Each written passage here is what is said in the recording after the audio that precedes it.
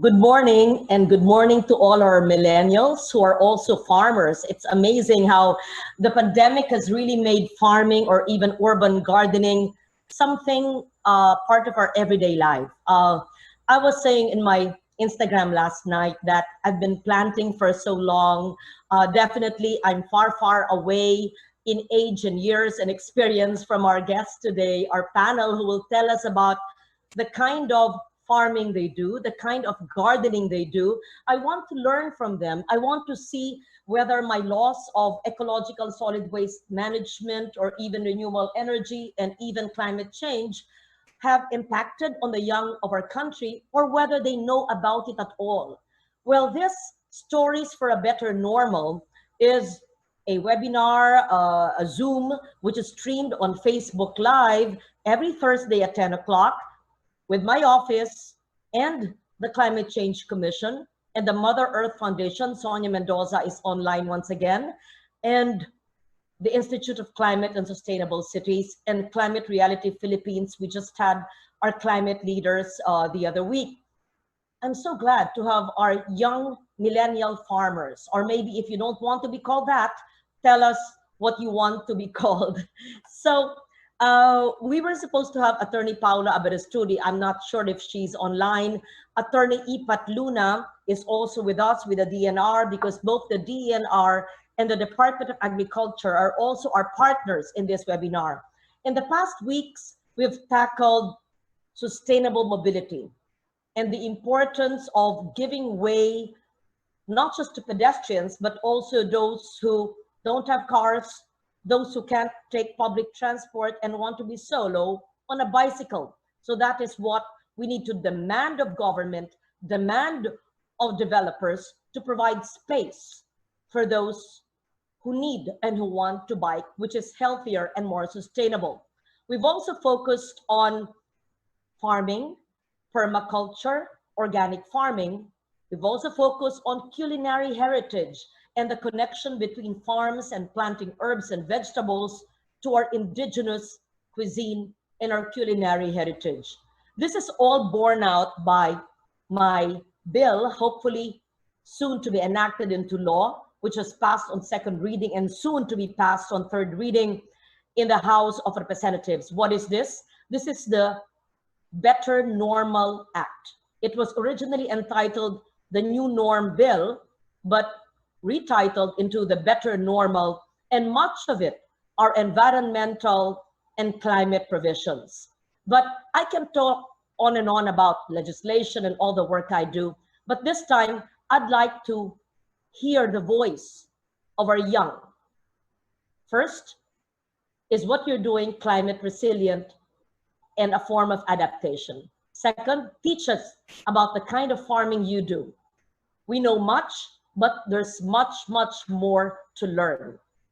So I'd like to just mention the names and tell us briefly what you do, and with questions later. This is interactive, and much of our messages from Facebook hopefully will be read today. I know that it is the, let me see, it is the session day of Antique, which I represent, and I convinced board member Di Mamay. I believe she's with us today. Let me see. Board member Di Mamay, are you with us? She is in session in the legislative building in San Jose Antique, or are you in your farm in Tibiao? We have board member Carmila Rose Di Mamay. You know, instead of me reading your bio and what I know of you, perhaps before you go to session, and you can join us a while and I can ask you a few questions, tell us about the papaya. Naiingit ako sa kanya mga papaya. Gusto rin niya padala sa akin sa Maynila, pero MECQ kami. Organic ba yung papaya mo? Hi. Yes, board member S. Sangguniang Panlalawigan Rose, Carmila Rose Di Mamay. All the way in Antique. Sa mga nanonood sa Antique, hello. Duro-duri, salamat sa inyong panood sa ating Stories for a Better Normal. Are you with us, Carmila? Yes, ma'am. Yes, ma'am. Good morning. Good morning, Hi, good morning. speaker. Thank you for inviting me today, this morning. And actually, I am grateful for this opportunity to be able to share my advocacy in sustainable backyard gardening. So that's it. Probably a brief introduction. As you mentioned, I am an incumbent board member in the province of Antique, and I started backyard gardening because when Antique was struck by Typhoon Yolanda, I've noticed that we need to encourage people to be food sufficient in times of calamities and disasters. And it turned into a farm from backyard garden. So that's how it goes. Ayan. Very good. Is this a family farm or a farm of your mother or ikaw ang nag-develop ng farm ninyo? And how big is it? At anong mga tanim mo? Meron ka bang pictures that you can share with us? You have very nice pictures you sent me on your on your red papaya. At ano ba yung species na tinatanim mo na red papaya? Anong diferensya niyan sa mga solo papaya na ating kinakain dito? Actually, ma'am, that farm belongs to me. Akin yon. Actually, it's just at the back of the house. I bought that lot before when I was still working abroad. So I developed it into a mini farm. It's Very 1 hectare. It's 1 hectare. And later in the slides, there are pictures showing I planted quick matured plants, which is eggplant, chili, okra, and the sort. Then red lady papaya because I planted it because that's the papaya I wanted to eat actually. Because Very good. it's personal consumption. That's the reason. Very good. Very good tayo. We actually plant what we want to eat. Imbis na bilhin natin sa grocery o supermarket o sa palengke, di ba? Ito alam natin organic at malinis. So, you grow your own food. Ako, that's my mantra. I grow my own food. Bakit ka bibili ng gulay? Okay. We'll get back to you. We also have Enzo Pinga. Alam mo, ang papa ko ay taga San Pablo, Laguna. Ang mama ko ang taga Antique, na kababayan nila, board member di Mamay. Actually, lola ko. Yan ang mga Helia. Ang papa ko, ang Cabrera. Kasi Cabrera Legarda, ang papa ko, ay taga San Pablo. Natutuwa ako na ang una at pangalawang guest natin ay sa mga probinsya ng aking mga magulang. At hindi ko to plinano ng ganito, nagkataon na sila yung mga millennial farmers na siyang guest natin ngayon. Except of course, si board member Milay, when I was talking to her, texting the other night and sharing with her the accomplishments in Antique, sabi ko, sali ka sa millennial farmers. So, Enzo, gusto ko magpunta sa San Pablo. Marami dyan mga little farms. And in fact, just before the ECQ in March, I even inaugurated one of my projects there, which is an old house. Iba pa naman yun sa aking advocacy of farming and gardening, yung restoration of old structures, which I did in San Pablo, which I continue to do in Antique. So may we hear from the founder of, is it Earth? I don't have my glasses. Are you here with us? Yes, good morning, Deputy Speaker. Good morning. Yeah, good morning. Earthbeat Farms. So Earthbeat, yes. Okay. Yeah. Good morning, everyone. I'm Enzo Pinga, the founder of Earthbeat Farms. And to be honest po, I'm not from San Pablo. That's where the opportunity was. So we don't have any roots in San Pablo, but the city does have its own charm with all the ancestral houses and the little farms and the little organic farms around. So yeah, we happen to find the opportunity in San Pablo. Tell us, anong tinatanim mo, Enzo? So we were planting mainly vegetables and fruiting trees. No? So we really focused on the high value crops, such as different. And you do this for commercial purposes, or you grow your own food to eat, like Carmila? Commercial. It was for commercial purposes. Yeah. Is this a family enterprise, o ikaw ang nag-isip as your own business, or was it your parents who convinced you to get into farming? It was my own idea to get it started and to found it, and I did have some partner investors involved, so it was a corporation, and yeah, that it was something that the idea of farming grew on me, and so we were serving our hotels, restaurants, and consumers in Manila. Very good. Of course, you know Patis Tesoro. She used to be a designer based in Metro Manila, but siyang una yata nagbalik probinsya 10, 15 years ago, and she has her farm in San Pablo. Hindi ko alam kung nabisita mo na yon. Yes, I've visited a few times, yes, and ate in her she's also restaurant. into farming and permaculture and very passionate about it, right? Yes. So whether you are a millennial or a midlifer like me, or someone a bit older like Patis, but young at heart, farming is something really close to our heart. Now, we have a chief farming officer. You know, I always read about Teraoka. Is it the right pronunciation? It's a family farm. So, Rafi Dacones. Rafi, tama ba ang aking pag-pronounce ng, is it Teraoka? How come it sounds Japanese?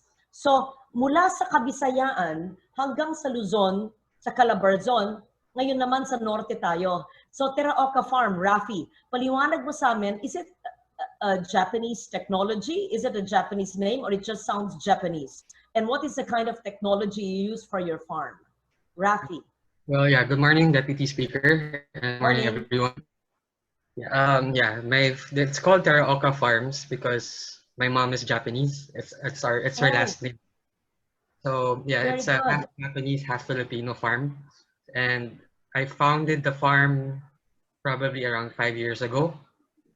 And yeah, so it's more of like organic farming, since we're the first in Region 1 to be certified organic by a third party certifier. And yeah, we're more on commercial farming, and we cater mostly to the metro. Very good. Anong mga gulay ang mga tinatanim mo sa organic farm ng Teraoka?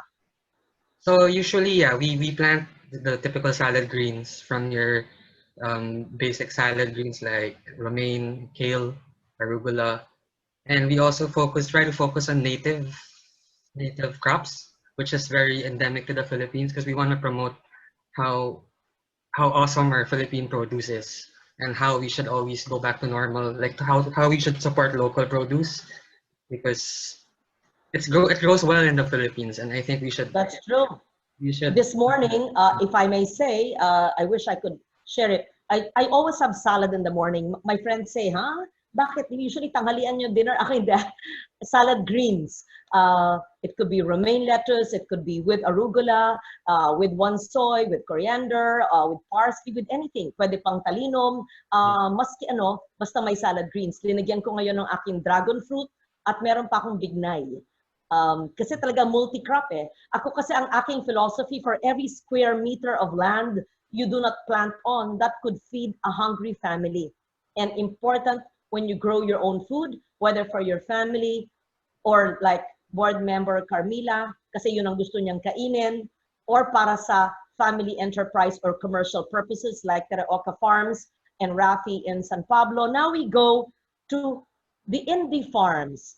I want to know what an indie farm, I know indie movies, but an indie farm. Stephanie Mendiola, a farm manager and founder of Indie Farms in Silang, Cavite. Ayan. So, represented tayo, ang Region 1 nandyan, ang Region 4A, dalawa, at meron tayo sa Kabisayaan. Hello, Stephanie. It says that you want to transform your monocrop farm into multi-cropping. Tell us, if it's monocrop, what do you plant? And how old are you, Stephanie? Okay, magandang umaga sa lahat. Hi, magandang umaga. I just turned 30, and the reason why Indie Farms yung pangalan ng farms is because I turned 30 last June 12. So parang, instead of naming it after me, or after my family name, diba? Parang, tama. So parang, going back to local, going back to our roots, ginawa ko Indie Farms na lang, short for Independencia Farms. Very good. Okay. So it has nothing to do with, similar to Indie Farm. Tell us, ano ang mga tinatanim mo sa Indie Farm? Kasi nakalagay na from monocrop, tinatransform mo yung iyong farm. Anong transformation ang gusto mong gawin at what do you do now? Okay, so dati kasi puro lettuce farm lang. Puro lettuce lang yung tinatanim namin, from green eyes to red lettuce, romaine. So 3 varieties lang. And then, little by little, dumadami rin yung mga farms sa Silang. All of them were doing lettuce. So, with the supply and demand, we were selling little and little, and we were having so much overproduction of lettuce that even my farmers didn't know how to really eat lettuce. Parang hindi rin naman sila kumakain ng salad eh. Diba? It's not native to our food or to our menu. So, ibang klaseng lettuce, you can also plant kale. Maski pwedeng itanim naman sa mga plot natin, di ba? Oo. Yeah, so exactly. So my cousin is the owner and co-founder of Take Root Kale Chips. So they found out, we did a sample plot for kale, and then they liked it. So we started growing kale for them. So it became lettuce and kale. And then we found another wholesale buyer for arugula. So it became lettuce, arugula, and kale. And then I started retailing to Manila, straight to the customer na. And they were asking me, do you have something more than lettuce and kale and arugula? Kasi we're not goats. We need more. So we started growing eggplant. We started growing dragon fruit. We started growing wansoy, parsley, all of these herbs. Very good. So by retailing straight to the customer, we realized that we could grow more. Like you said, a square foot can feed a family. So the more diverse our crops became, the more we could sell. And even for the farmers, the more they were happy kasi all of the extra crops went to them, went to their own household. Hindi lang lettuce ngayon. So may mga talong, may pepino. Yes, exactly. Yung bahay kubo vegetables, di ba? Ang dali-daling itanim. In fact, pati magturok ka lang ng isang tangkay ng malunggay, tutubo na yan. Ako, if I may say, before I bring it back to the millennials, mula sa lemon tree hanggang sa puno ng malunggay, mula sa kale hanggang sa saluyot, mula, ito katabi ko lang, ang aking kalamansi at ang aking kutsay, ang aking balimbing at ang aking coriander at ang aking pandan at ang citronella at ang lemongrass. Siguro, in fact, naka-database ako, talagang nama-maximize ko yung maliit na lupa, sinisiksik ko hanggang sa mga recycled na bote, lata at plastic, tinatamnan ko, maski na kangkong lang natutuhugin ko, tapos tutubo na siya. Tapos ilang linggo nakakain na namin, hanggang alugbati. Akin ang top 3 vegetables, kangkong, alugbati at saka talbos ng kamote. Sa panahon ng pandemya mula nung Marso, yun ang talagang yumabong at yun ang kinakain namin araw-araw. Pero it's not for me to talk about my farm. I'd like to go back. Thank you, Stephanie. We'll get back to you. To Carmila. Okay. Meron ka mga art cards or litrato, board member di Mamay, ng iyong red papaya para naman makabili kami. Magkano bang 1 kilo niyan? At ano ang ginagawa mo sa daang-daang kilo ng harvest? Sa Antique, sa atin, napakaraming gulay at mga prutas. Meron ka bang merkado para sa iyong mga pananim? At sa inyong mga harvest at mga tanim mo? Actually, it's more of online. I'm posting at my Facebook page. Then they message me of their order and they resell it. So I don't really have to go full marketing because yung 80 kilos, most of the time, kulang pa. So actually, in my presentation, actually, I will gonna talk about my journey, how I started advocating backyard gardening into income-generating kind of farm. So, okay, proceed. Go ahead. So, first, probably, I would just like to greet all mga kasimano ako nga naga-direct. Good morning or mayad gid nga aga kaninyo nga tanan. I started actually, we know for a fact that climate change, causes typhoon to be much more stronger. And we have experienced that in Northern Antique. In 2013, I was a municipal councilor then. And when I go around, I've noticed that during calamities and disasters, all the basic services will be cut off. Nawawala po yung kuryente, nawawala po yung tubig. And one of the thing is, yung normal food chain po, napuputol po yon. So if you can see, I've shared a picture. Kung makikita nyo, puno po ng harang yung mga kalsada. So that's the problem. Hindi po natin masusustain yung delivery ng food kasi block yung mga roads. So that's a realization na may mga family akong nakikita na they are growing their own food. And growing their own food, they can sustain their food need during time of disaster. So it started as an advocacy that the communities from my town should have a backyard wherein they can get food in time of pandemic, in time of calamity, and of course disaster. So at that time, I bought big packs of seeds and I repacked it and I distributed to people. But the thing is, it's a hard sell. They don't like to plant. So what I did is, I need to lead by example. I need to walk my talk. So I started my own backyard garden at that time just because I really wanted to encourage them to plant their own garden or to have their own vegetables because I've noticed, sabi ka kanina ni DSL, nung time ng pandemic, yung mga kangkong, talbos ng kamote, that sustained them, that sustained her family. So sa Antique, it can sustain as well the families. So I started my own backyard with quick maturing plants. Yung mga plants po na you can harvest in 30 to 45 days. Next slide, please.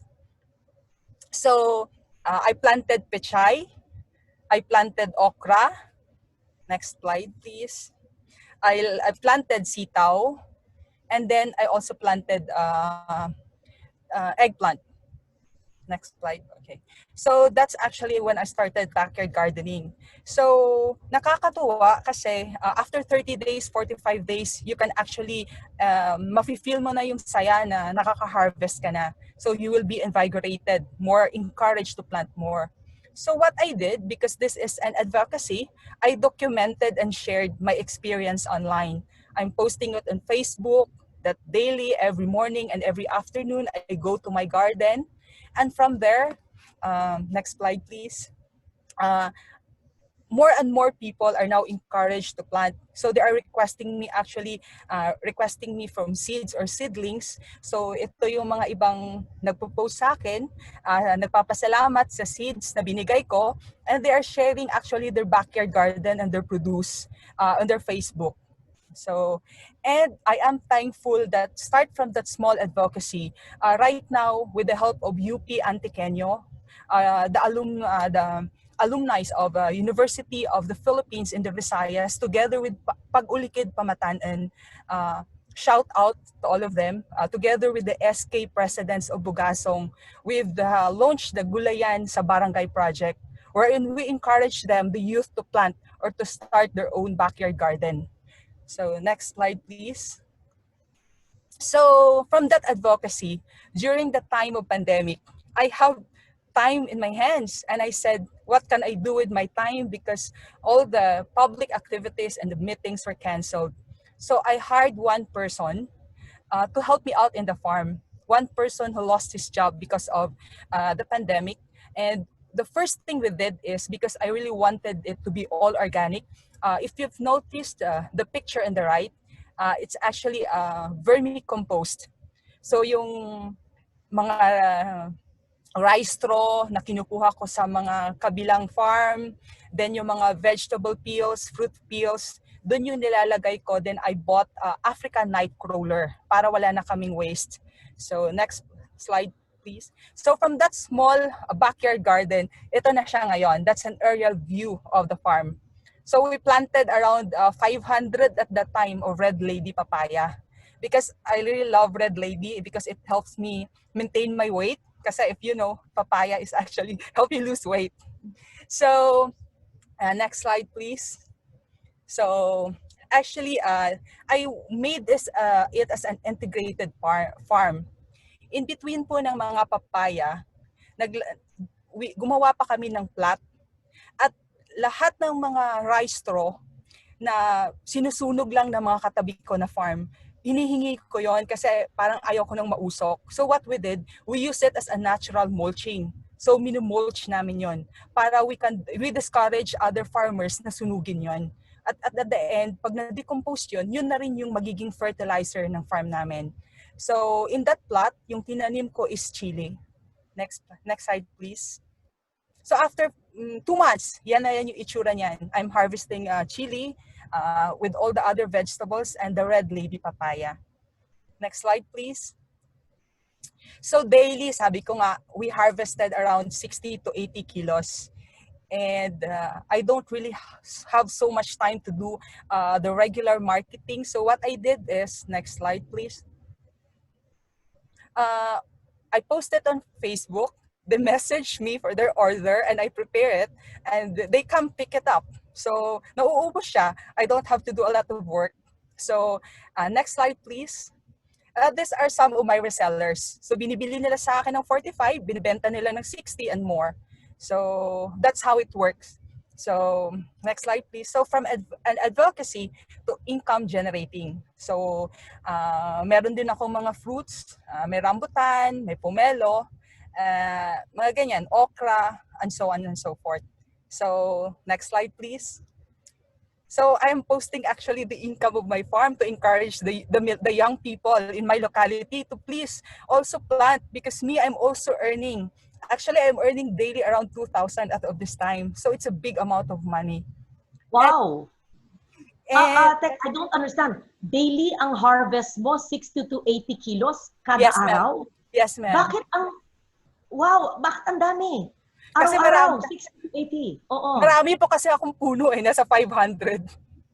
Sa isang ektarya na lupa, meron kang 500 puno ng papaya. Yes, ma'am. Ano ang spasyo in between papaya trees? Actually, ma'am, hindi ko naubos yung 1 hectare, pero I'm using 2.5 meters to 2.5 meters. Wow! At mula sa seedling, ilang buwan bago maging fruit-bearing ang red papaya? Actually, Red as in 6 months, you can harvest na eh. And you will continue to harvest in 2 years. Wow! So, magtanim ka ngayon ng seedling na bibilin mo, magkano isang seedling? Actually, ako lang po propagate. Binili ko siya sa online. Okay. Tapos 6 months, pwede ka na mag-harvest. Pero sabi mo, ang harvest mo, araw-araw, 60 to 80 kilos. Yes, ma'am. Araw-araw. Yes. Unbelievable. Every day. So, Yes. So, that's 80 times 4, that's 60 per kilo times, no, ma'am, 45. that's 45 for me. 45. O sa mo na, 4 times 6 is 2,400 a day just Yes. from your papaya. Yes. Tapos, nakita ko yung siling labuyo mo, meron din ako niyan sa pagitan ng papaya mo. Yes, ma'am. Amazing. Tapos, 2 taon, sabi mo, wala na yon, hindi na, kailangan magtanim ka ng muli. Ganun ba yun? Yes, ma'am. Yes, ma'am. Yung papaya po. Again, I'll ask again. Daily, for how long will this daily harvest of 60 to 80 kilos a day? So actually, yung lifespan po ng papaya is 2 years. So you will be harvesting for 1 year and 6 months. Straight po yun. Straight na araw-araw, 365 days in a year, tag-init Yes po, ma'am. man or bagyo? Yes Totoo? Yung bagyo po, ma'am. Yung bagyo po, ma'am, ginawa ko, I prepared for it na eh. Kasi makikita mo later in the picture, nilagyan ko na siya ng mga tukod, yung kawayan po. At tinali ko na siya.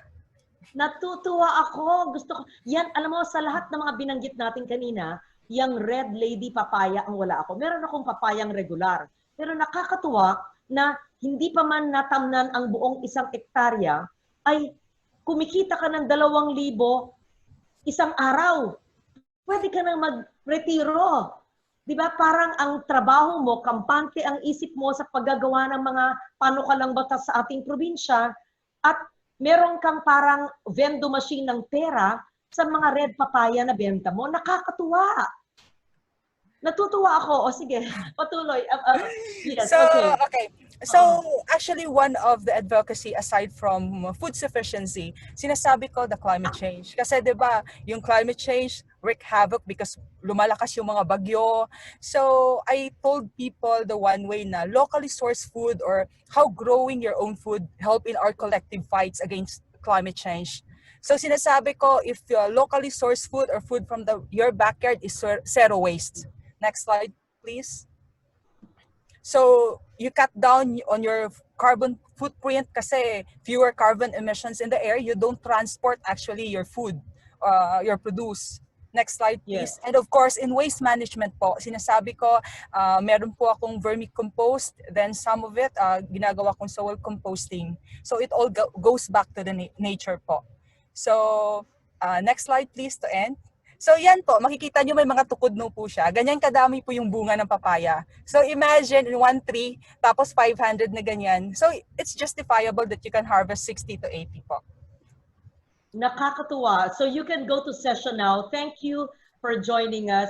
Thank you, I will ma'am. call you later because I will find out the seedlings that you planted. Napakasipag mag-bloom at magbigay ng prutas at mukhang magandang klase. Kasi for our other millennial farmers, alam nyo, Antique, ang yaman-yaman ng lupa.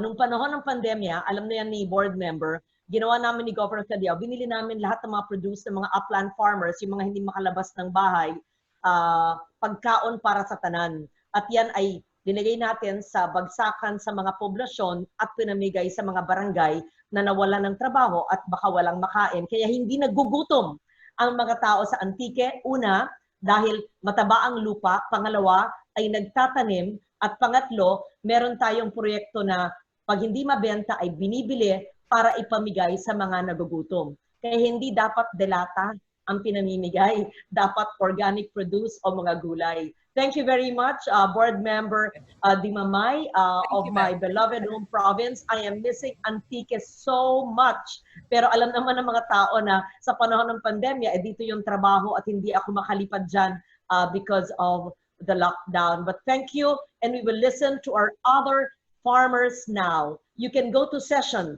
and tell them you're late. Tell them you're late. Tell Vice Governor Denosta you're late because of me. Hindi ka papagalitan nun, I hope. Okay, bye. Salamat. Bye-bye. Okay. We now proceed to San Pablo. Ayan. Tignan natin ang ating family farm sa San Pablo. Do we have Enzo with us in Earthbeat? Tell us, how do you do your farm? Yung kay Board Member Dimamay ay isang backyard farming. Yung sa iyo ay commercial farming. We listen to your presentation. Yeah, good morning once again, Deputy Speaker, and everyone watching, tuning in. Yeah, so in San Pablo, Earthbeat Farms, we were focusing on mainly high-value, unique salad greens and fruiting trees. No? And this is something that was with the idea of supplying the Metro Manila market. Right. So once again, my name is Enzo Pinga. So I founded Earthbeat Farms back in 2015, and currently I'm with the Enterprise Solutions team at MyKuya. And so I will talk about how from before starting the farm and how I got here today. So I wasn't like I mentioned earlier, Earthbeat Farms is not a family operation.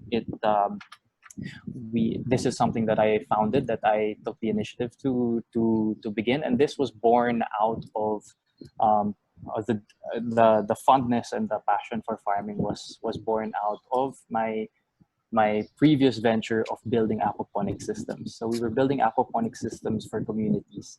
So for those that are unfamiliar with aquaponics, it's a combination of hydroponics and aquaculture. So we were able to grow fish, tilapia, we were planting tilapia and plants together in a single system. And we built a number of these setups around Manila and then branched out later to different provinces.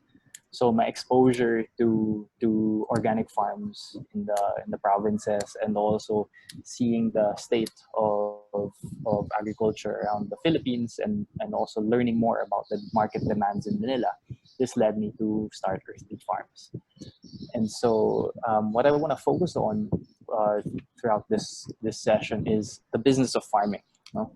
So farming has a bit of a barrier to entry. You know, you need land, you need puhunan, right? You need access to manpower, right? And so the venture must be treated as a business. And as I mentioned earlier, also Earthbeat Farms was formed as a corporation, right? There are different business units, you know, suppliers, customers, operations, logistics, employees, just like any company. And this is something that is often missing or often lost when people talk about, successful agribusiness and starting their own farms. So there are a number of key lessons here that I learned throughout the journey. Now, number one, farmers are the backbone of the society, right?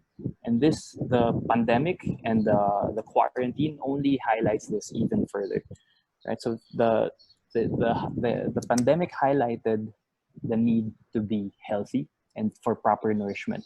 So aside from good habits of washing your hands and wearing your mask and sanitizing your environment, we need to be healthy. We first need to maintain our own health, and having the proper nutrition and food is a huge part of that.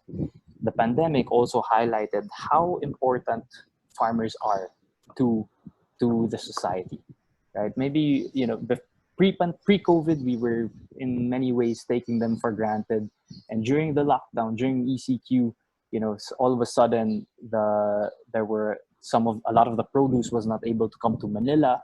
Maybe some areas experience inflation in prices due to the drop in supply, and also just the need for, since a lot of the restaurants and other food options have closed, people had to start cooking their own food, and access to these ingredients was very key. And the pandemic also further highlighted how farmers are everyday frontliners. Frontliners now are in the spotlight, especially in the healthcare industry. But farmers are the frontliners every day, 24/7. When we were operating the farm, there was no holiday.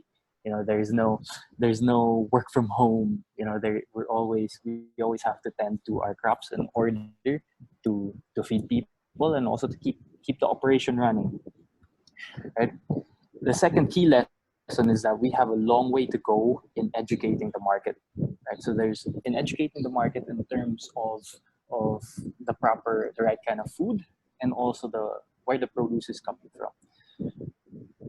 This is also a chicken and egg situation where the accessibility, making good food accessible to the market, and also the demands and consumption. Because if there's not enough demand, we won't be producing good food. But if the good food is pricing the market out, it's inaccessible, and the demand for this also goes down. So there's a balance that we have to hit to make sure that there's an equilibrium, right, in the market. And lastly, the current system does not support the small farmers. Like, sad it is to say, but this is how it's been running, and this is something that also was an objective when founding Earthbeat Farms. The small farmers are most affected, right, by different natural disasters, by the pandemic. They're most affected because they can't get their goods to the proper market. Or if there's an oversupply, they're the most affected because they don't control the prices of their produce. Right? So they're the most affected, and they have little means to get out of this dilemma. So those in the current system, those that are risking the most are rewarded the least. Unfortunately. Yeah, Enzo, excuse me. Tell Yes. us, how many hectares is your farm in San Pablo? And I correct myself, it's not a family enterprise, it's your own.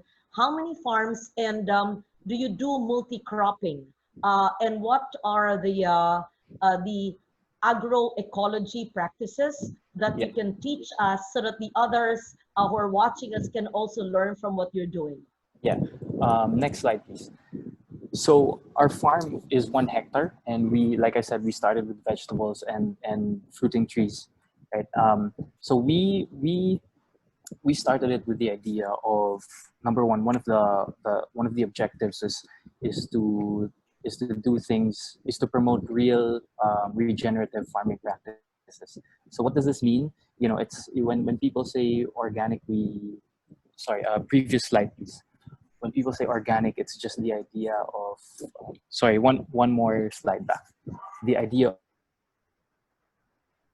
of not using chemicals, right? So that's not what real organic farming is. Organic farming is replenishing the soil, and is putting into the soil more than you take out of it, right? So this is where we call regenerative farming practices, and this is a huge, it plays a huge role in mitigating climate change, right? Because regenerative farming practices keeps carbon in the soil. the second objective of Earthbeat Farms is to inspire youth to enter farming. So we did that by different mentorship of OJT interns, of doing different events and really engaging with youth to encourage them to get into farming, because the objective is that we need to show that farming is a viable livelihood. Otherwise, we will run out of farmers. The children of the farmers don't want to enter agriculture because they see that they can't create a good life out of it. The third objective of Earthbeat Farms is to help provide access to market. So we started partnering with different partner farms located in other areas, and also get link them to the market that needs their produce, and that reduces the layers that they have to go through in order to market their produce. Right. So next slide, please. So those are the three main objectives of Earthbeat Farms, and it's been a very good learning experience. Learning about the state of agriculture and the plight of our farmers. And this has led me today to My Kuya, where we offer services on demand, and so this is helping a lot of people, especially during the pandemic now, reaching consumers and enterprises. So we're still very much like we are all connected to the food system. We eat 3 times a day, or some even more. Me being guilty of that, and so we help people link the produce to where it needs to be. Yeah. So we help with Tell us, different. Enzo, Yes. the produce of your 1-hectare farm, how much of it is eaten by your family, and how much of it is supplied to restaurants and traders that sustains you and your enterprise? It was mostly supplied to institutions. Yeah, so we would, for family consumption, we would only get whatever's left. Ano ang pinaka marami mong tinatanim sa inyong farm sa San Pablo, Enzo? Yeah, so it's mainly the unique salad greens, so different varieties of lettuce. Where we were also planting kale for a while, similar to Steph, and different vegetables, eggplants, cucumbers. So it was also very diversified. At yung mga elemento ng organic farming at ng permaculture, ng agroecology, gaya ng pagkokolekta ng tubig ulan ay ginagawa ninyo. Pangalawa, mulching. Yes. Pangatlo, yung pagtatapon ng food waste at ng dry leaves, etc. para sa organic compost, sa compost pit, and segregation of waste para walang single-use plastic. I would assume that all of our young millennial farmers observe the basic tenets of ecological solid waste, right? Correct. Okay. Yeah. So from San Pablo, we go to Pangasinan. Meron bang Japanese technology sa Terraoka, or these are all Philippine technology? Actually, minsan indigenous knowledge ang ating ginagawa ay ginagamit sa ating farm. So we go to Terraoka Farms. Yeah, once again, good morning. Good morning. Mostly in the farm, we practice a little Japanese technology, which is bokashi. Bokashi is a way of fermenting compost and using it as fertilizer, using kitchen waste mostly, and also farm waste. But most of our technology is actually indigenous, wherein I consulted with a lot of farmers who actually practice organic farming in the Philippines, because it's more adaptive to our area, to our environment, since Japan and the Philippines is totally different. We both have different climates, and I think practicing more of the indigenous way of farming in the Philippines is more practical for us, but of course with a little technology involved. So yeah, I started the farm back in 2014 after I came home from Japan. I used to work in Japan for around 4 years. Next slide, please. So yeah, I lived in Japan for 4 years, and from there, I really liked it at first, to the point I didn't really know what to do. So going back home, not knowing what to do, gave me an idea of why not use my grandfather's land since no one actually uses it? And farming struck to me because in Japan, I mean, farmers actually are doing well. They're very not just wealthy, but they're very productive and they're very respected. And I feel that Filipino farmers are always looked down upon. So I wanted to change that in a way that I could by being young, being energetic, and trying to start my own farm on my own and practice organic farming. So yeah, I moved back, resigned from my job, and started farming in my grandfather's land, which I borrowed from him 5 years ago. It was around 500 square meters. So I started with 500 square meters because I really didn't know what I was getting into. I just had stock knowledge. I Google stuff. I'd watch videos on YouTube to the point I had an uncle who actually encouraged me to get into organic farming, and I'm very thankful for that. So from that 500 square meter lot, we actually expanded to around during our peak time, we are actually around 6 hectares. So from 500 square meters, we actually grew to six. Wow. Wow. What did you plant in the first 500 square meters? Oh yeah. So yeah, I started with one small plot. My plot was just a really small plot where I planted lettuce because I really didn't know what I was getting myself into. I thought that planting, just putting the seeds right there would actually make things grow already.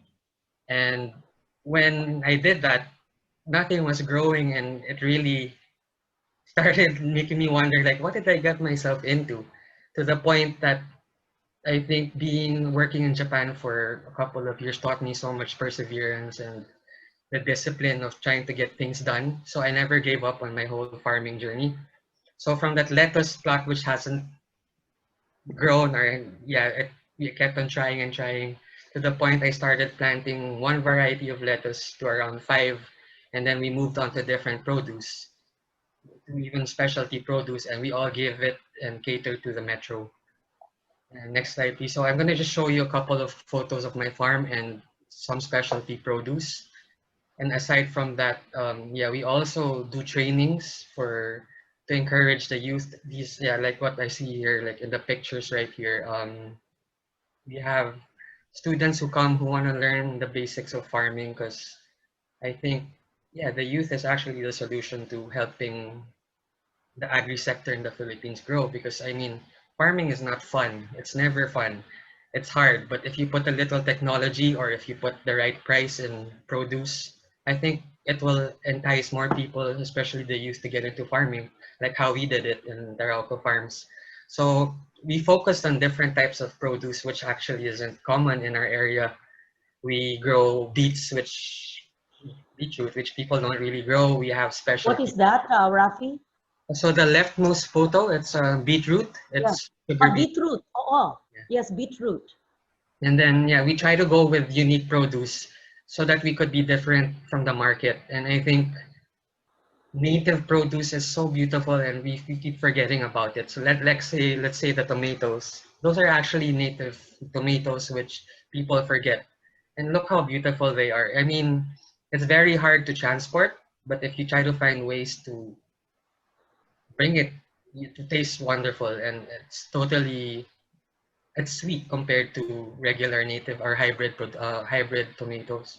Aside from that, yeah, we have the typical romaine, the typical Lola Rosa lettuce. We have red okras. We have different types of produce, and I have to also thank my farmers who actually do the work because I used to farm it back then, but since we started growing, I had to focus myself more on the market side because I mean, how would you grow if you don't have no market? So now I'm so glad that my parents who are actually retired were encouraged to actually join my whole farming journey. Because at first it was just my mom who supported me all the way, and now my dad, after his whole corporate job, is very into the farm, and I have to give it to them because they have been helping and supporting me all the way.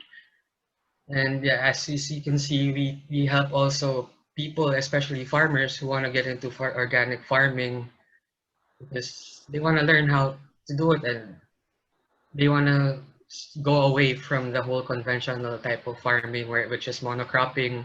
We teach them how to intercrop. And actually in our plots, if I could show you the next photo, please.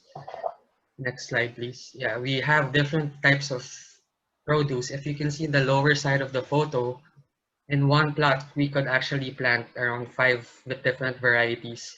So here we have cucumbers, we have red radish, we have a couple of onion leeks, and some pechay. So I think we have to promote how you could maximize a small amount of area to have maximum profits. And I think that's our model, which we can actually encourage people and especially the youth, that farming is actually a lucrative business if you try to find ways to make money. And I'd like to know, Rafi, ano yung ginamit mo doon? I see your greenhouse, maganda yung ginawa mo, ang ginamit mo ay bamboo. Pero itong isa, parang meron kang star or parang bulaklak made out of bamboo. Is it only a design o merong yan ibig sabihin sa agrikultura? well, since that's a small area which we hardly use, we just decided to make something out of it or make it beautiful. So yeah, we just designed a small, like a flower type, but it has actually more than 4 different types of crops planted in that area. So we planted onion leeks, we have lettuce, we have arugula, we have petchay, and we also have herbs like tarragon and sage. And so yeah, that's just more of a aesthetic point of view. Okay. And Yung 500 square meters mo, ngayon, 6 na ektarya. Ano sa porsyentong yan ang kinakain ng pamilya mo at ng iyong mga kaibigan at ano dyan ang napupunta sa enterprise o sa negosyo na pinagkakakitaan ninyo? okay, so Or puro negosyo na lahat ngayon? siguro pa, like, let's say for 500 square meters, we just maybe a couple of, yeah, probably our 500 square meters could actually feed my family. My grandfather, my grandmother who live in the farm also can't live without the produce. My lolo just eats all of the vegetables there and loves it. And if it's from another area, he doesn't like eating it. So it's Ay, mostly pareho kami. Pag tuwing kumakain ako, tinatanong ko, saan galing to? Sa atin po. Okay.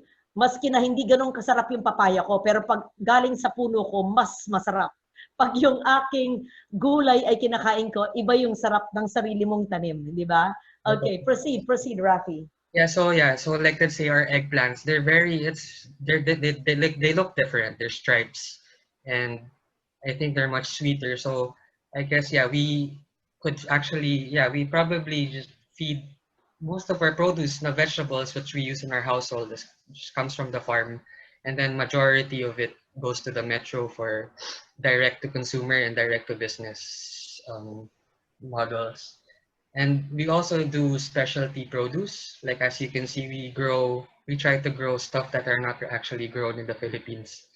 We have kohlrabi, we do purple corn, and we have different types of cherry tomatoes, which, next slide please.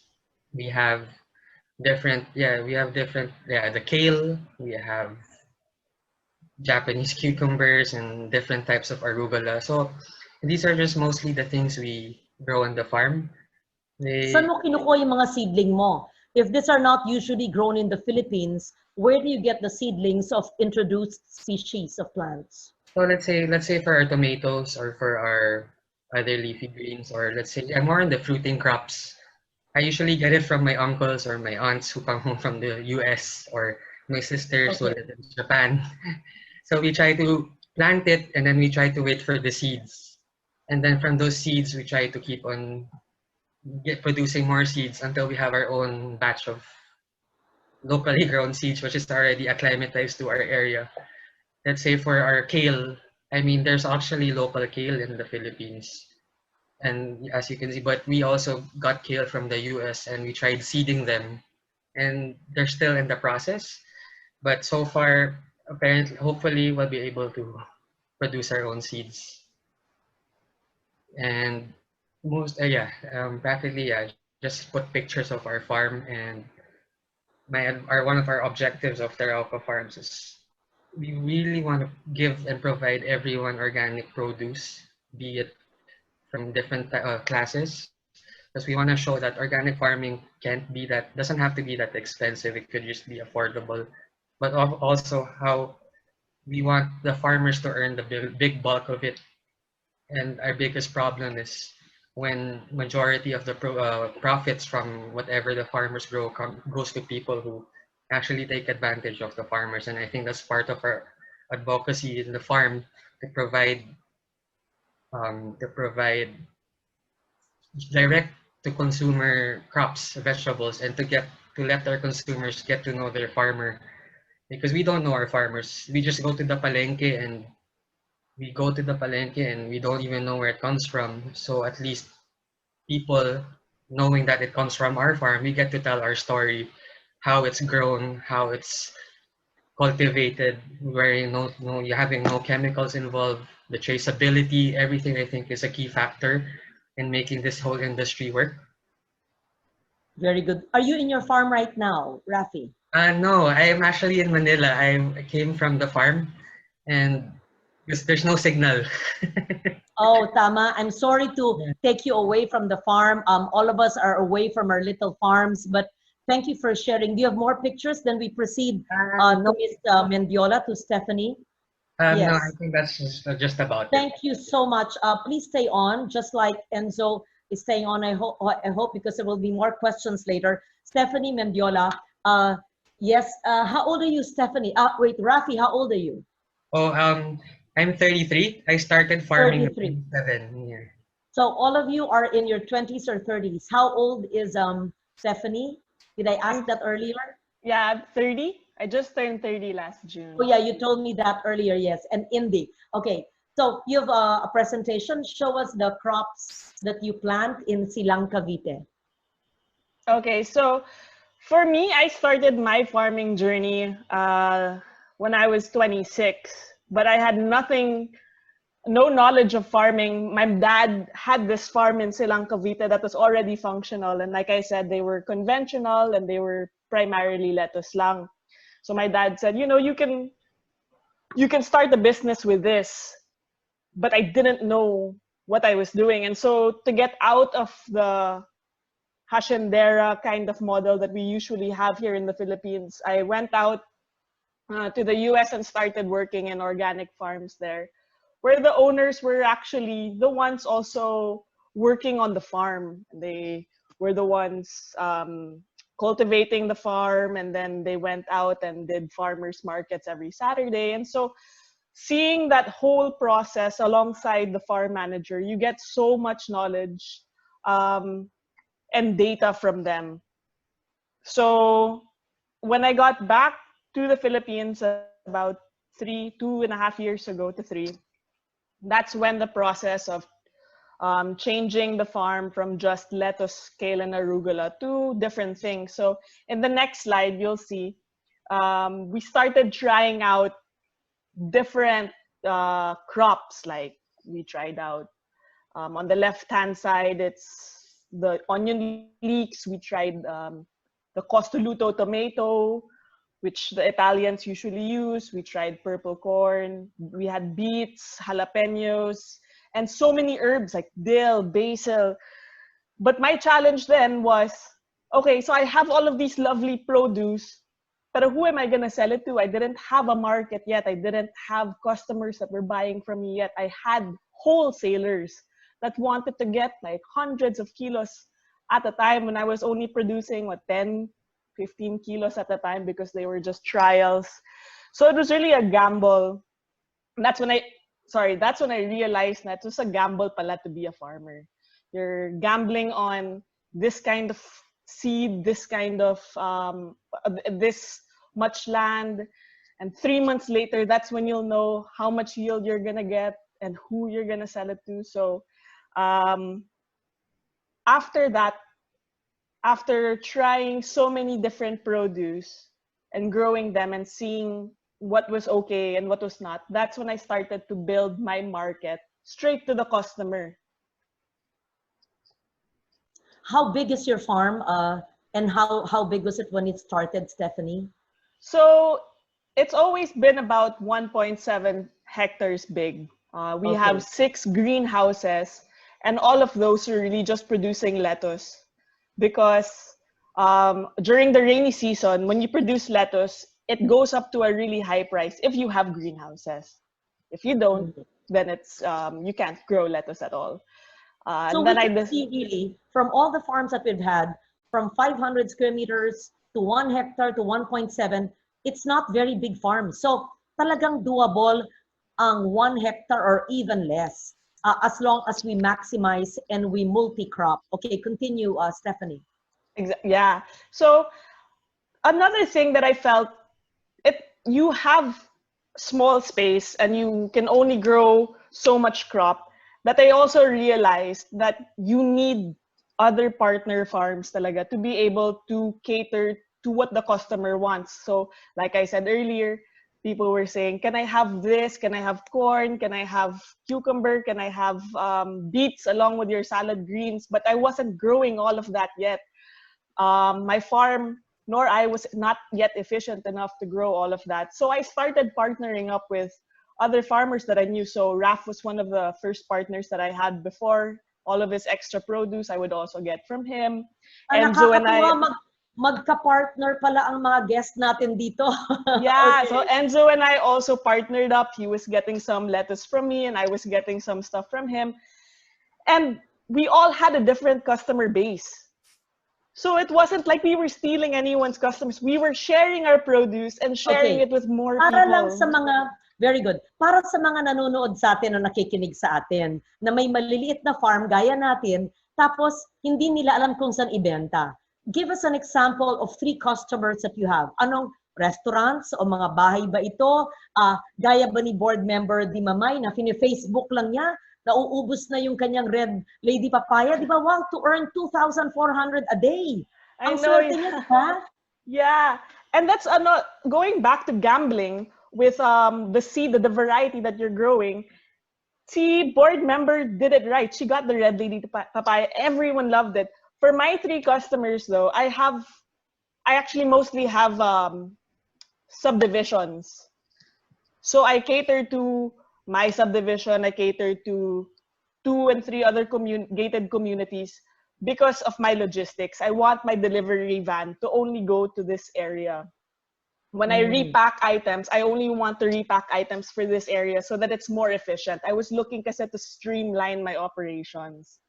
And if I did kasi too many customers in a wide area, it would be hard for me to manage all of the lalam move, the grabs, the pickup points, and things like that. So I started focusing on gated communities, especially in this pandemic, because they're the ones that were. Are you in your farm now in Silang, Stephanie? Nandyan ka ba sa Silang ngayon? No, same like Raf. It's the signal there is not good enough. I know. Kaya nga ang mga background natin o kayo plain white, pero pag sinasabi nyo yung mga ginagawa nyo, sana nakikita ko, gagawa tayo, paano ba ito? Kailangan may pocket wifi tayo, umiikot tayo sa mga farm, habang nag-uusap tayo, nagbubungkal tayo ng lupa. Next time, gagawa tayo ng ganun, ha? Yeah. Okay, next slide.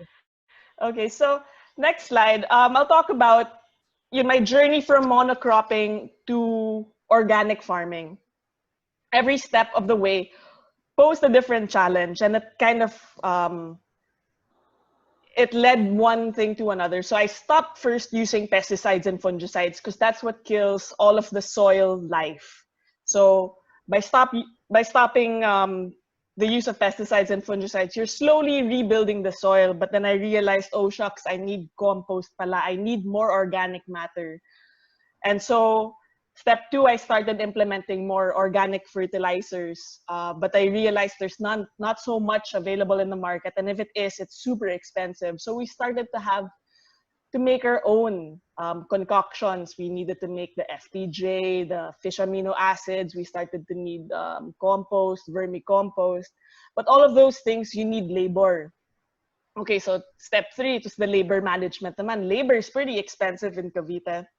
So I knew I needed revenue in order to keep this business sustainable.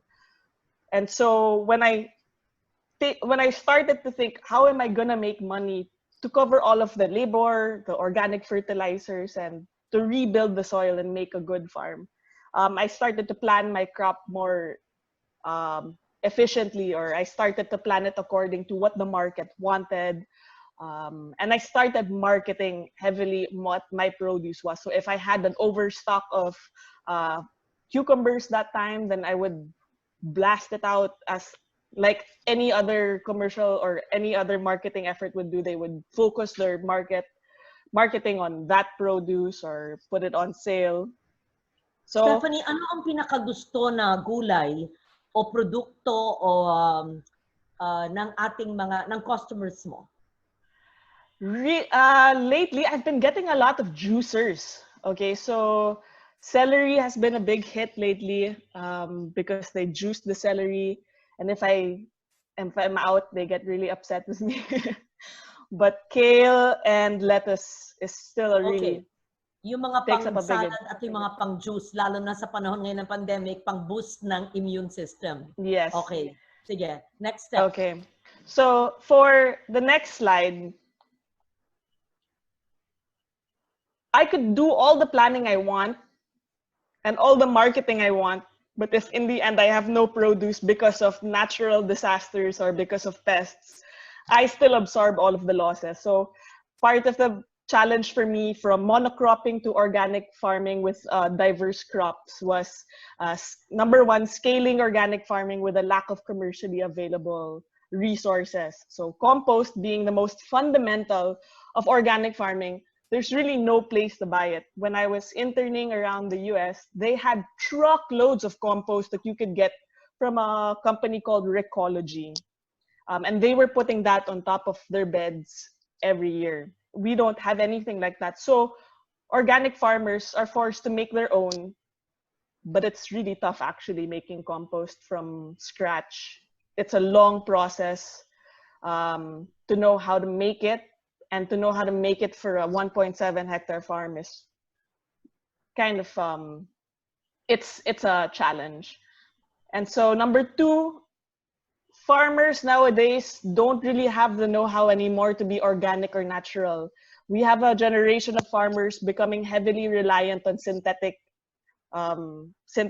fertilizers because that's what's available in the market, and that's what that's what's faster. You put urea on your kale, it will become greener and bigger within the next few days. But if you put vermicast on your kale, it will take a few weeks before it gets more malago. So a lot of the farmers have gone to the synthetic fertilizers because it's faster. And so nowadays you try to rally farmers to go back to organic, but they've somehow forgotten what organic is. And so the third biggest challenge, like I mentioned earlier, was all the calamities, all the bad harvests are always shouldered by the farmers. So you have very small margins when you're selling gulay. But like what Enzo said kanina, you're affected the most. So like earlier this January, my farm was within the radius of the Taal Ash eruption or Taal volcano eruption. And so my whole farm was covered in ash. Everything we were growing for I can see the picture in black and white. Yes. Yeah, yes, it's actually not black and white. That was the picture. I mean, correct. It looks like a black and white picture. Yeah, exactly. So I had a lot of people that I shared this photo to, and they said, "Wow, it's like you're back in time." But so in this situation, you plant so many things, and you're about to be ready for harvest, and then this happens. We shoulder everything, and we replant again because that's the only thing that we can do is replant. There's no support from the system to be able to regrow from this. This is just your individual effort. So in the rightmost or the other end is the greenhouses. Maintaining greenhouses is actually very, very expensive. So but we see that greenhouses need not be expensive, need not be high-tech. Pwedeng may screen lang at mga tungkod ng recycled wood o kakawate o maski na mga bamboo. Di ba? Yeah. I think yung pinakita kanina, was it Rafi or Enzo who showed us, dahil lahat naman pwedeng rin-resikulo, hindi naman kailangan ng high-tech galing sa mga magagarang kumpanya. Everything can actually be innovation, slow low technology, and that's what I do in my farm, but that I will do that for another time, not during the millennial young farmers time. Let me just allow me to just read some of our Facebook messages that I'm not able to do all the time. Let me just also inform everyone that we are giving away our books on protected areas, on the protected areas of the Philippines. We're also giving away DA, Department of Agriculture, starter kits. In the past weeks, we've been giving away starter kits, and nag-Facebook yung mga recipients na nag-grow na ang kanilang mga tanim. Okay.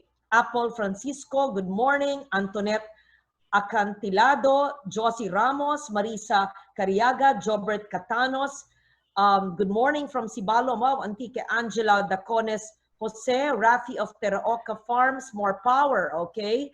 Lilibeth Omadle Saturnino, good morning from Caloocan. Trina Razon from Teraoca, very good. They're watching all the way in Pangasinan. Franz Bisueño Garion, good morning. D.S. Legarda and SP Carmila Rose Di Mamay. I believe you're from Antique. Ronalisa Alegado La Campra, good morning. Wow, so interesting session. Yes, it's all interesting, especially when we learn from our young farmers. Andre Untal from San Jose Antique. You know, he watches, I remember this, he watches all the time. Thank you. Ferdinand Peralta, good morning. Dan Mari, good morning. Narcisa Guevara, God bless. She Morales, God bless. From Antique, Alfonso Cabrera, Sumadsad, at I'll read later, but I'd like to finish the art cards or the slides of Stephanie. But if you're done, Stephanie, yes. So, yeah, in the end, I just wanted to focus on being able to be a sustainable farm. And sustainability means having a business model. You know, I came into this because thinking that I could plant, and then it would sell itself. But, you know, it proved much more of a challenge. And then maintaining all of the capital or infrastructure that the farm had.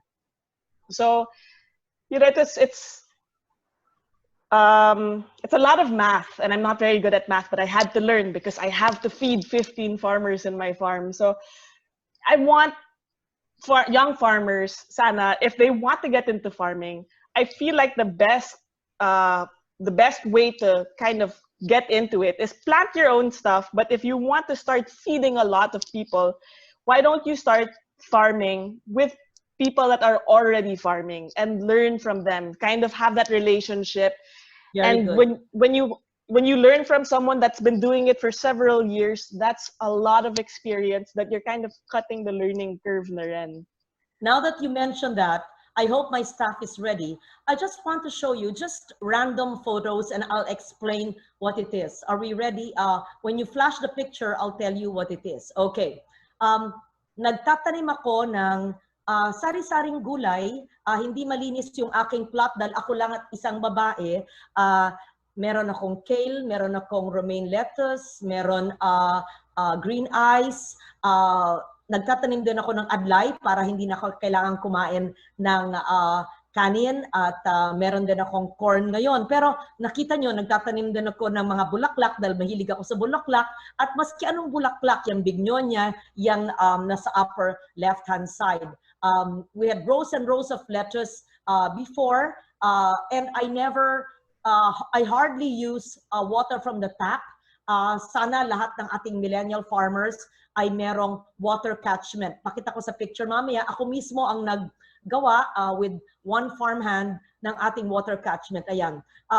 Yung aking greenhouse ay recycled lang yan mula sa mga tubo at mga aluminum na mga luma sa luma naming mga bintana sa Malabon dati. At gumawa lang ako maliit dahil wala akong pondo para bumili ng magarang greenhouse. So kami gumagawa. Tapos ako, I save seeds. Sa bawat buto na aking iniipon, gaya nito, pakita ko sa inyo, ito, buto ng bignay, walang sayang. This is recycled plastic, ha. Ito naman, buto ng ampalaya. Ayan, buto ng ampalaya. Yan. Walang sayang at bawal na bawal sa akin. Kasalanan ang magtapon. Dahil ang food waste ay tinatapon at ginagawang organic compost. Ang buto ng lahat, gaya ng Roselle flower, which I'll show you later. Pero itong hawak kong ito, ini-inspection ko yung tinanim pa ng lola ko na coffee trees. Ang lola ko ay small farmer, mas maliit pa sa inyong lahat. Small farmer ang lola, at nagtanim siya ng coffee trees at saka sayote. At may biro ako, nung bata ako, yung sayote hina-harvest niya, ginagawa niyang apple pie, sayote pie, sinasabi niya sa amin apple pie. Ngayon natuklasan ko na yung totoong lasa ng apple pie at hindi sayote pie. Anyway, so yan, nandyan ako sa aking makeshift greenhouse. Hindi yan high-tech, kami lang ang gumawa. At totoo yan, sa panahon ngayon ng tag-ulan, meron pa rin akong kale, meron akong lechugas, meron akong iba't ibang bulaklak, pero syempre yung mga coffee trees, yan ay exposed din. At next picture please. Ayan, yan ako sa tuktok ng water catchment.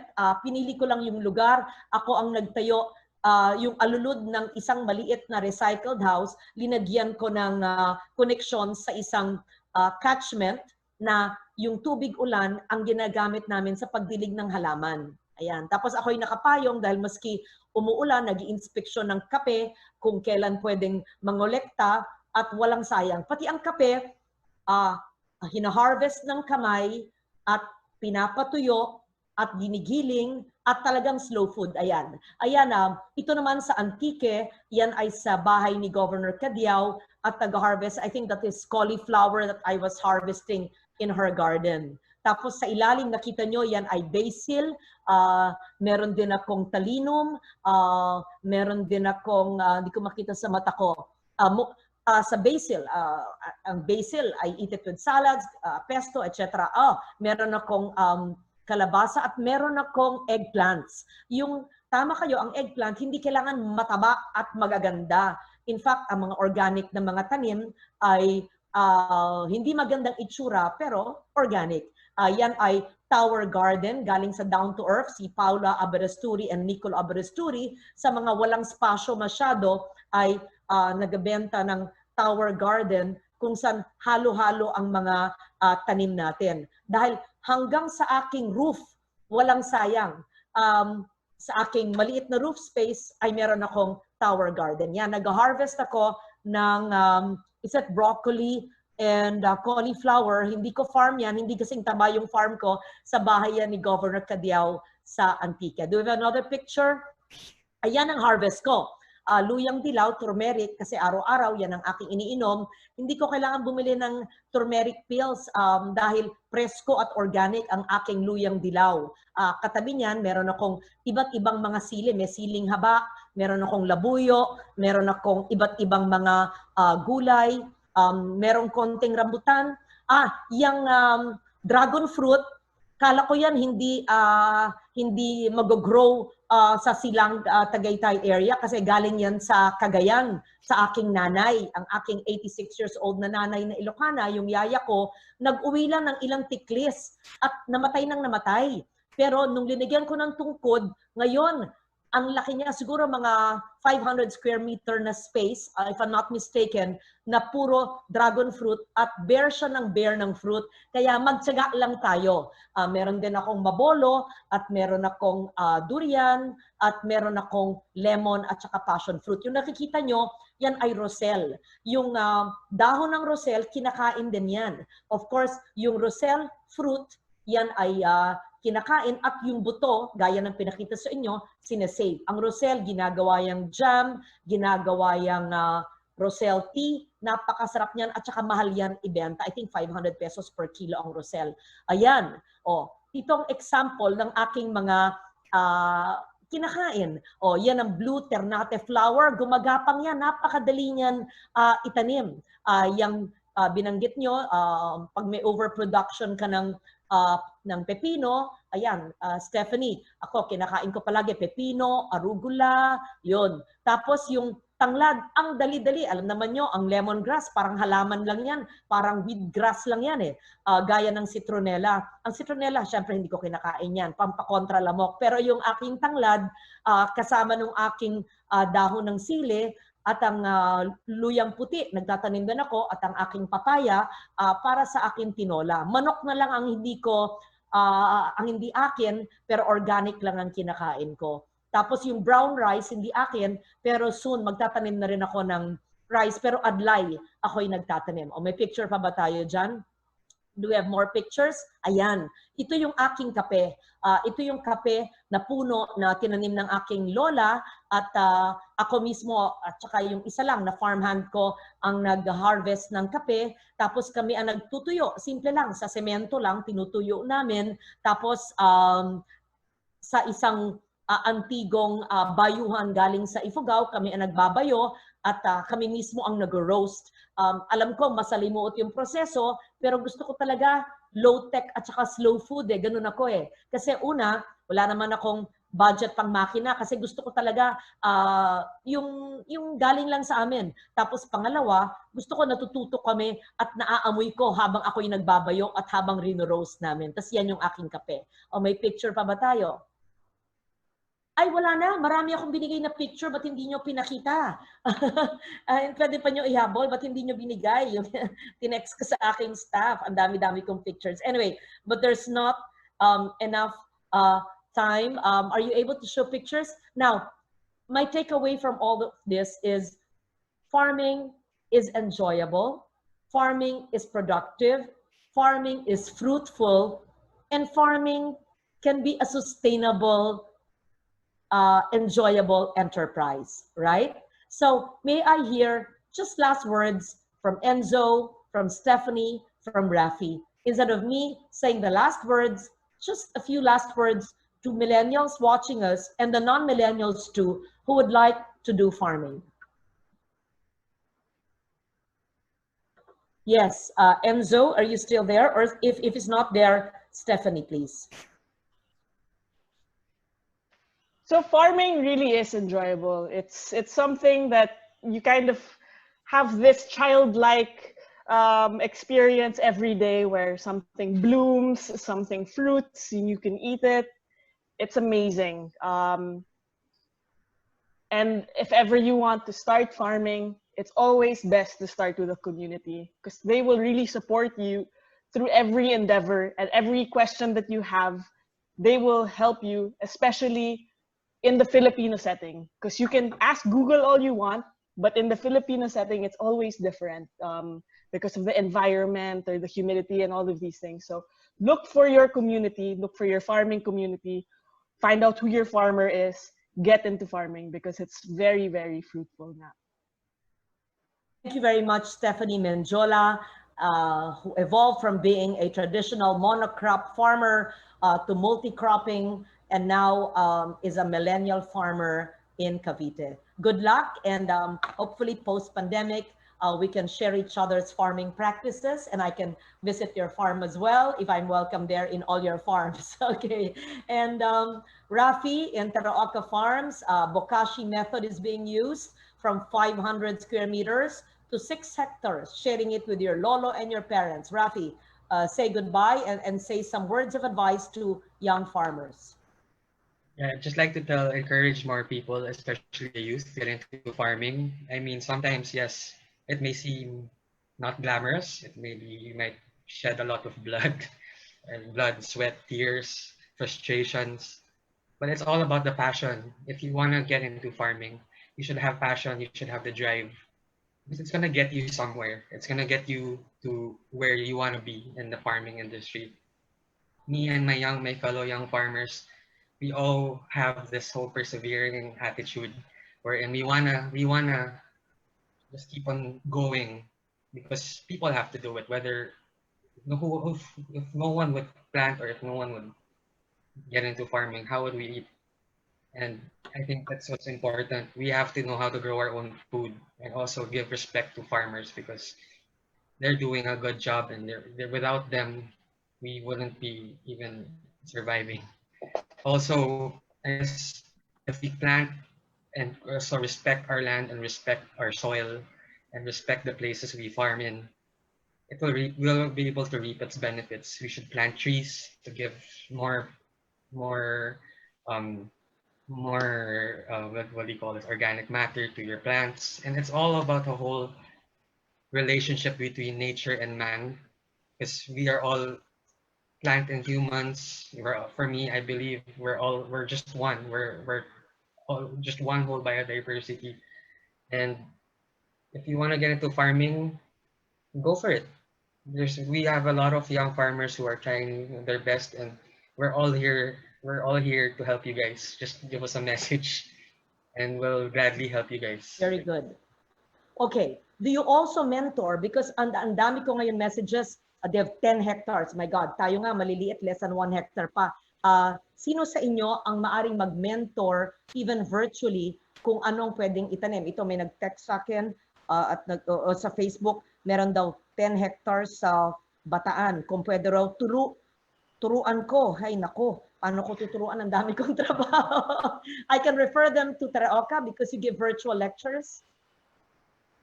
Yeah, since we are actually TESDA accredited by TESDA, and we are an extension provider of the Department of Agriculture, we can give trainings, and we give seminars also. But if during before this pandemic happened, we do farm visits and we teach them basic farming 101s just to get them going. But we encourage you, yeah, you have 10 hectares, but maybe you could start small. That's how we started.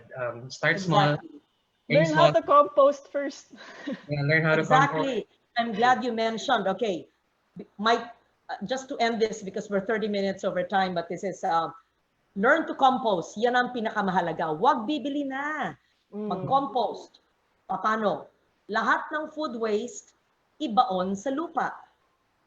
Pagbaon sa lupa, lagyan din ng dry leaves, ng twigs, para hindi langawin at hindi bahaya ng anumang mga hayop.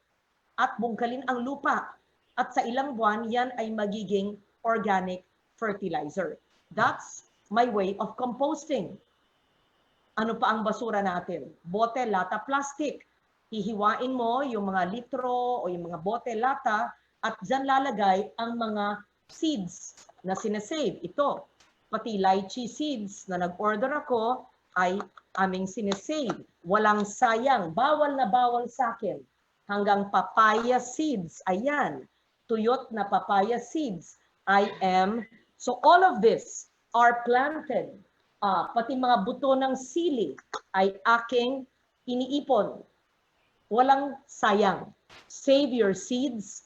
Ang food waste at mga dry leaves at twigs ay ilalagay sa compost pit na binabaon sa lupa para sa organic compost. So everything starts with ecological solid waste management. Ang paghihiwalay ng basura sa nabubulok at hindi nabubulok. Yung nabubulok, yung food waste ay ginagawang organic compost. Pag meron ka ng fertilizer organic compost at ikaw pa ay nag-save ng mga buto, kumuha ka lang ng naresikulong mga lalagyan at itanim mo doon at sisibol yan. At yung sisibol na seedling, itanim sa lupa. Ayan, nagsimula ka na sa isang tanim. Pero kung gusto mo yung mas mabilis, ay pwedeng bumili ka na lang ng mga buto or seedling at magtanim ka na. Kasi yung akin, yung slow. But those who are impatient can buy their own seeds. Okay, so thank you very much to our young farmers, to our aspiring farmers, to all those who are viewing. Thank you to board member Di Mamay. Thank you to Rafi Dacones, to Enzo, and to Stephanie Mendiola, and to the Climate Change Commission, the Department of Agriculture, and our partners, the Mother Earth Foundation. Sonia Mendoza is helping us in the implementation of the ecological solid waste management. Our climate reality leaders are watching us. They're with us at the Institute of Climate and Sustainable Cities. We should grow our own food. Thank you very much. Keep safe. God bless. Isang lunti ang umaga sa ating lahat. Sa akong mga kasimanwa sa Antique, palangga ko